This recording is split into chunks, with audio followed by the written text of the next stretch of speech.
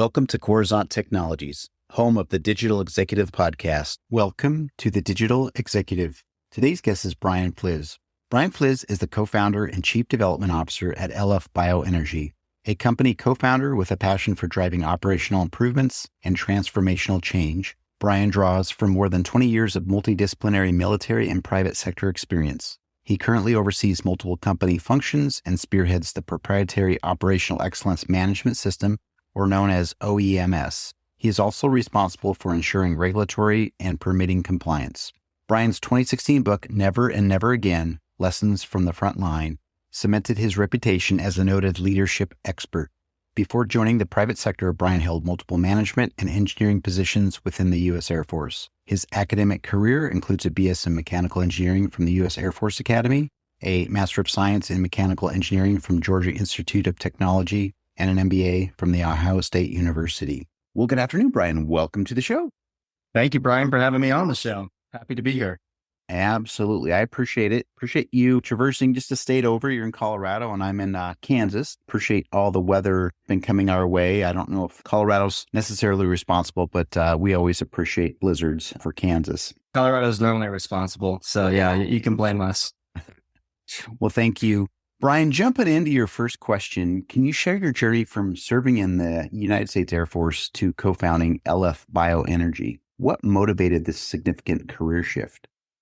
Yeah, so I'll talk a little bit about my history there. So I was a mechanical engineer at the Air Force Academy, got out, worked for 6 years in the Air Force. During that time, did a master's in mechanical engineering from Georgia Tech, and then also one from Ohio State, an MBA actually. And then turned that into a career in industry for 4 years. So I worked with Eaton Corporation for 4 years, started as a financial analyst, ended up running their supplier quality group for the electrical sector there.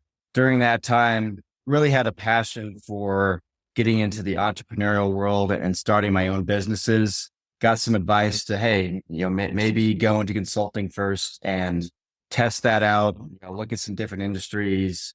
So I did that in 2009, 2010, was one of the first employees at Wilson Perumal Company, boutique consulting firm in Dallas there. Built an oil and gas practice there, focused around operational excellence.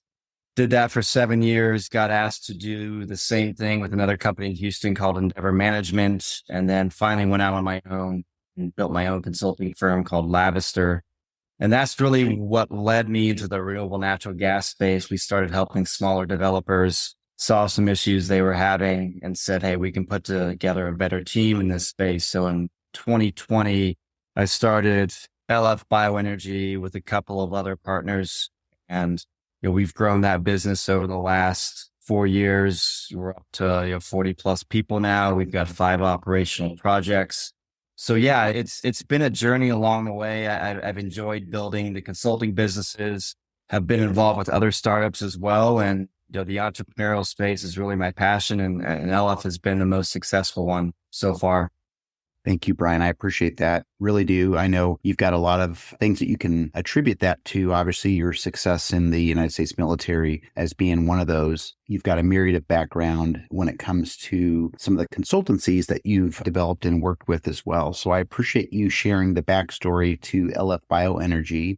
Brian, your 2016 book, Never and Never Again, Lessons from the Frontline, has been influential in leadership circles. What are some core lessons from the book that leaders today should prioritize?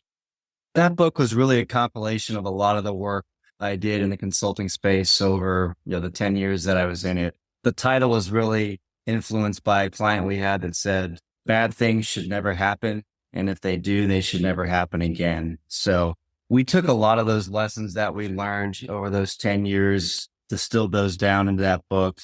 I would say 3 key messages there are reducing complexity, aligning behaviors, and as a leader, developing the best in your people. So reducing complexity, the first one there, it's simplifying goals and responsibilities, simplifying processes and procedures. That's so key. Complexity is the enemy of excellence.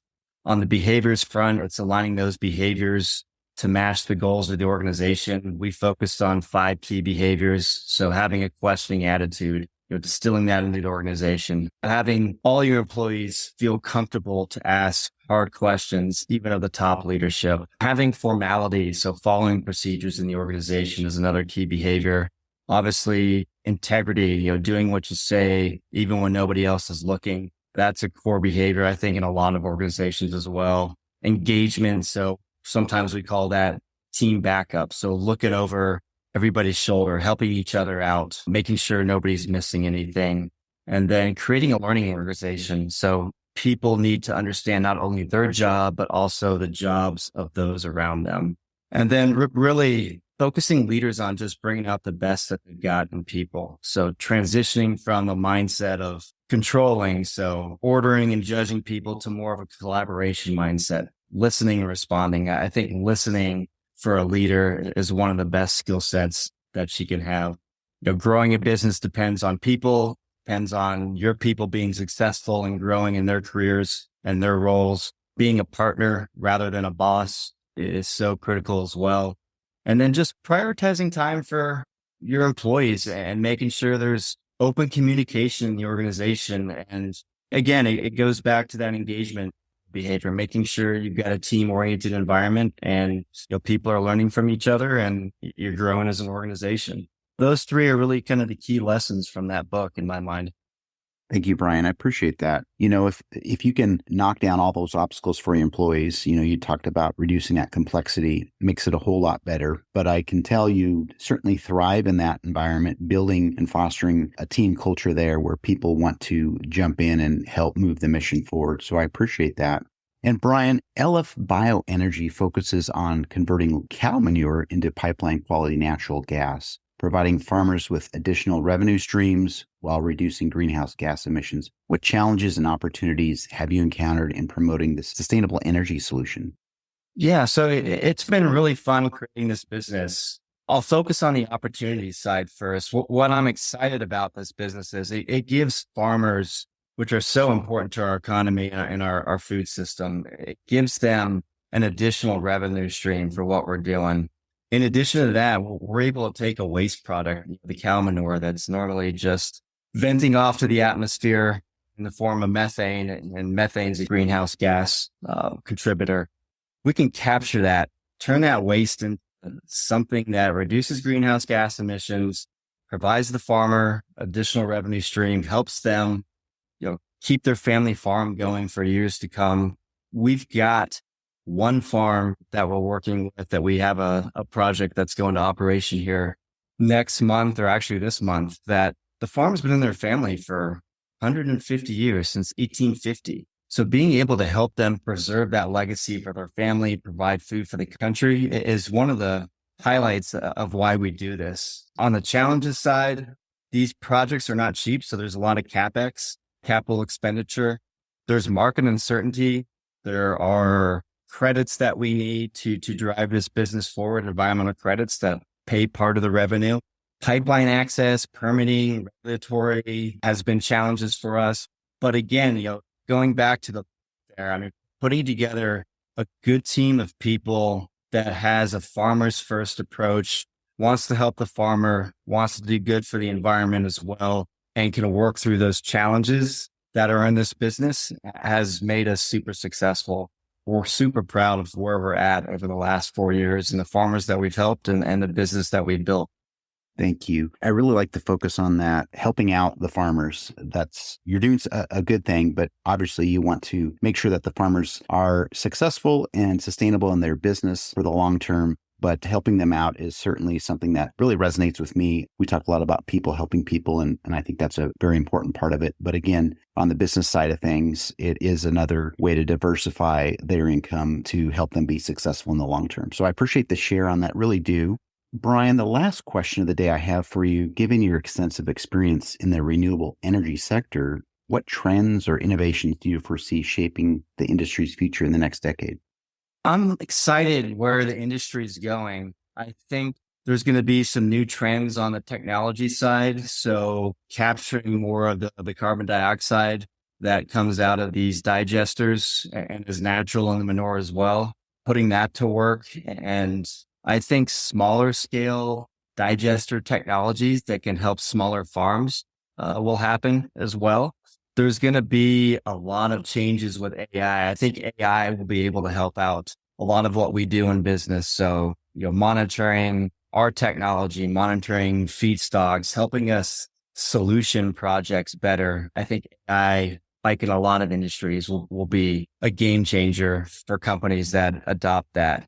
Getting our RNG into other industries. So right now it's used for, I'll call it just the basic transportation market, but using it in bigger trucks, ships, steel plants, cement plants, doing small fueling stations. We could do RNG with small electrical vehicle charging stations. I think that will be something that's on the horizon as well.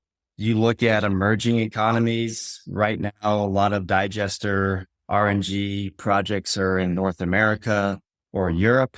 You look at Asia, Africa, places in the Caribbean, there's going to be opportunities to deploy similar technology there. And then really international trade of RNG. Right now, that RNG is used in the US here, but we could liquefy that. We could ship it over to Europe. So I think there will be more trade going on internationally. I hope there will be. That's another huge opportunity, I think. So in my mind, the future is really bright for what we're doing. And again, we're helping farmers out and doing good for the environment. And it's a bright future for sure in this industry. Thank you, Brian. I appreciate you highlighting some of those. We have talked quite a bit about AI and robotic process automation. I can see some of that absolutely being used in the very short term, obviously into the long term, but really do appreciate that and highlighting RNG as well. I think there's a lot of things that are going to happen and really in some ways disrupt. And I say disrupt in a good way. Things will have to change and we know change is constant. So I appreciate the share. And Brian, it was such a pleasure having you on today, and I look forward to speaking with you real soon. Thank you so much, Brian. Love talking about this topic and what we're doing here at LF Bioenergy. Bye for now.